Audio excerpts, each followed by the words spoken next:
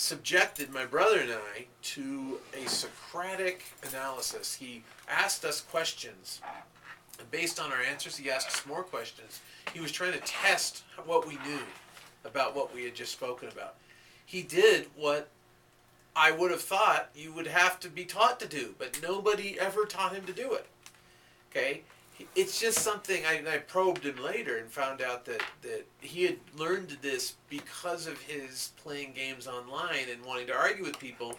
He'd learned how to take apart somebody's ideas and kind of examine them from different angles. So on video, what I did is I just took all of his questions and I put them in the video, and I took out all of our answers because our answers weren't half as interesting as his questions were. And I just wanted people to see this is a guy who doesn't go to school, and look at how interesting his questions are. This is a thoughtful man. But no one tells him, you have to be thoughtful for 8 hours today. I want you to be thoughtful. No TV unless you're thoughtful. Instead, I create an environment. I create a very supportive environment for my son. And so that's a very valid thing to say. Like, you could say, well, what about kids that don't have a supportive environment? I don't know. That must be terrible for them.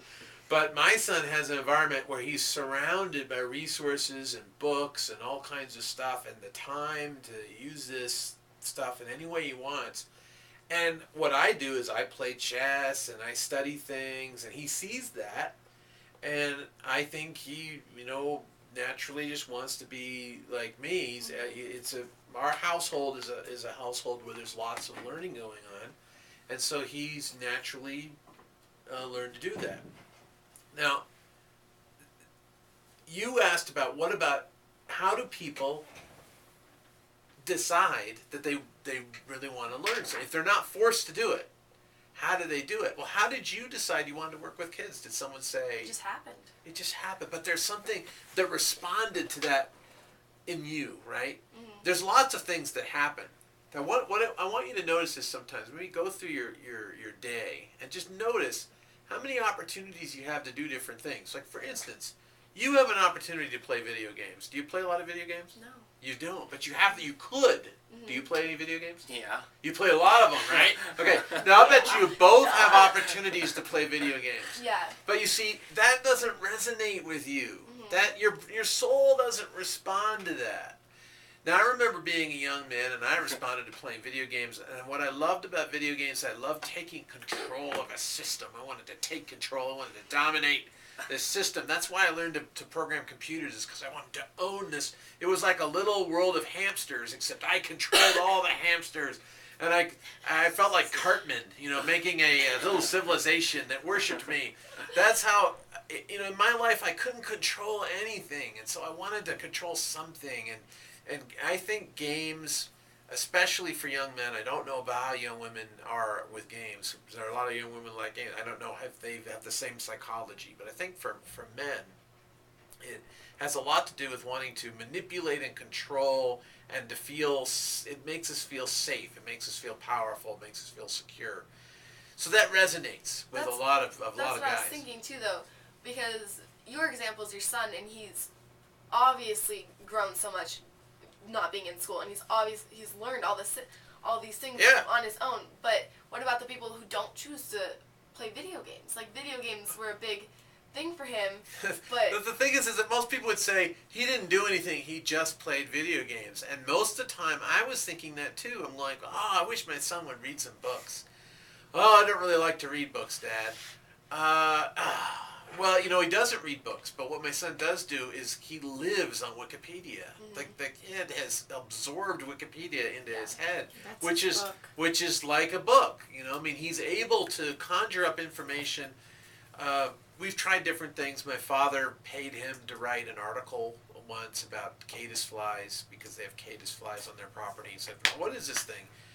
Actually, what we did is we found a strange creature on my father's property, and we didn't understand what it was. And Oliver looked at it and said, "I think it's a caddisfly."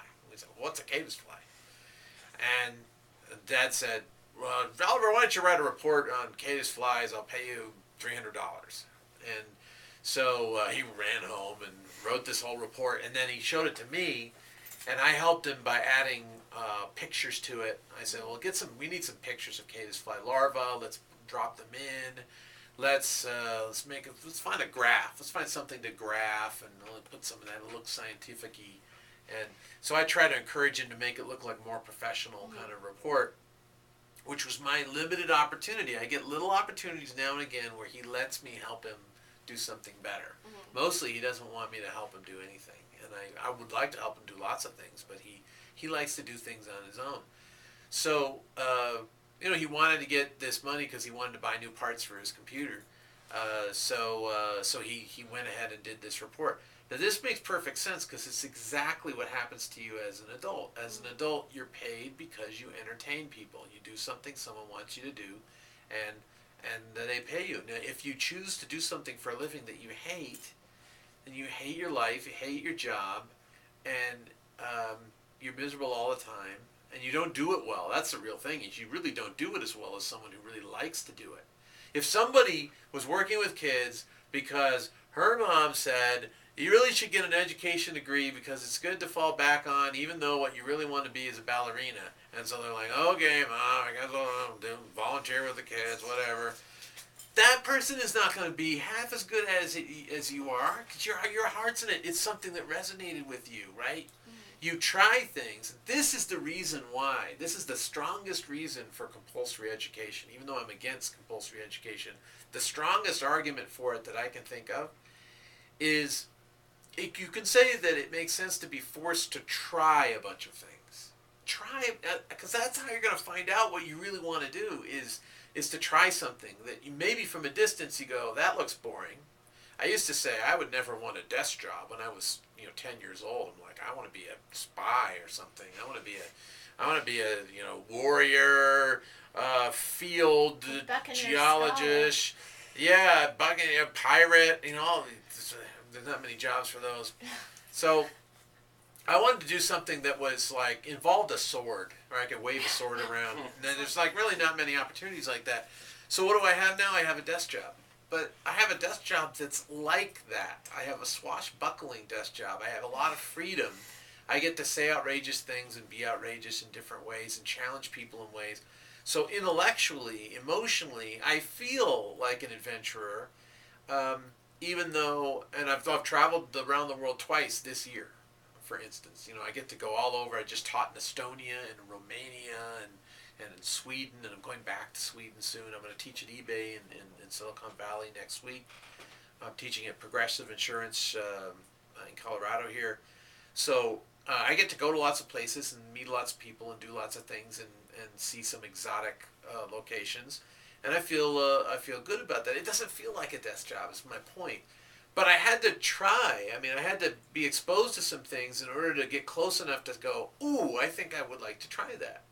So you are willing to try this, and something about it attracts you, and that's a really powerful idea, right there.